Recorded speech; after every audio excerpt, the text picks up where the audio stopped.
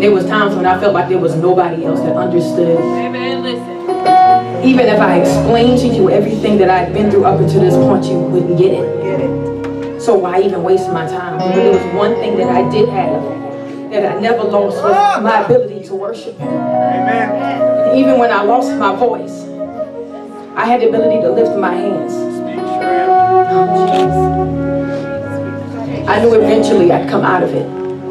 If He didn't give me back my voice, I knew that I still had my life, and as long as I had that, I owed Him everything that I had. I owed Him everything that I was.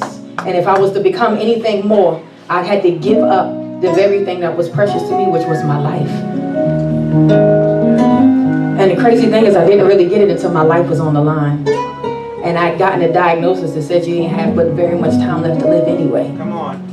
And all of a sudden, I really, really wanted to worship. And it was like a bargaining thing. Like, God, if you give me back my life, I'll worship you more. God, if you give me my life, if you just add a couple more years to my life so that I can raise my children, I'll praise you harder. And I'd serve you even more. And I would go sit out by the water some days. And I couldn't speak at all. I lost my voice completely at that point.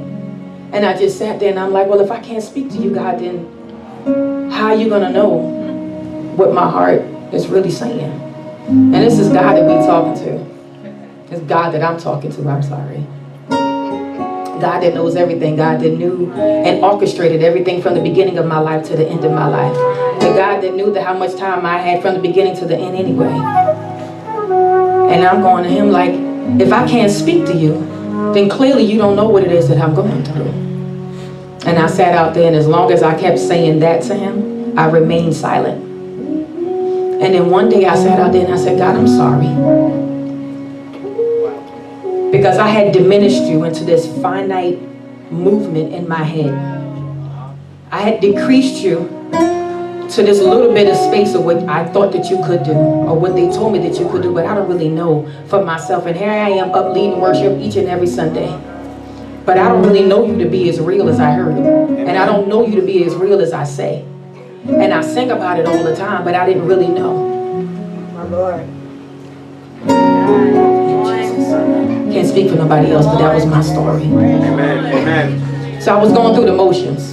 Sunday after Sunday, Wednesday night after Wednesday night, Bible study, prayer meetings, choir rehearsals, and everything. And I knew God, but I only knew God through what I was taught of God. I didn't know God to be the healer that I needed. And I didn't know Him to be a deliverer because I wasn't yet asking for deliverance. Right.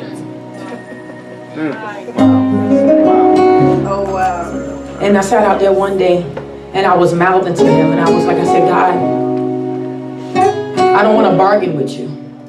And if you don't grant me what it is that I'm asking for, I just want you to know that you're still worthy. Still worthy. That's right. And I want you to know that you are still who we say you are. You are still the Creator. You are still Alpha, and you are still Omega. You're still the beginning, and you're still the ending. You're still a healer. You're still a deliverer. You're still a way maker. Amen. Yes. You are everything. You are God, and you're God all by yourself. So if I don't see what it is that I need to see on this side, I promise you that they'll know through my life that you are who you say you are. Amen. Yes. Yes, Jesus. And my mother talked me into having the surgery done. And I came out of that surgery, and the tumor was successfully removed. Praise God. And then she went up in the praise, and I didn't really get it then. And I was still taking the medications and still going back for the treatments and everything. And it just became more and more real that the more I worship Him, the more He gave me back what it is that I was asking for. Wow. And then all of a sudden one day my voice came back. My God.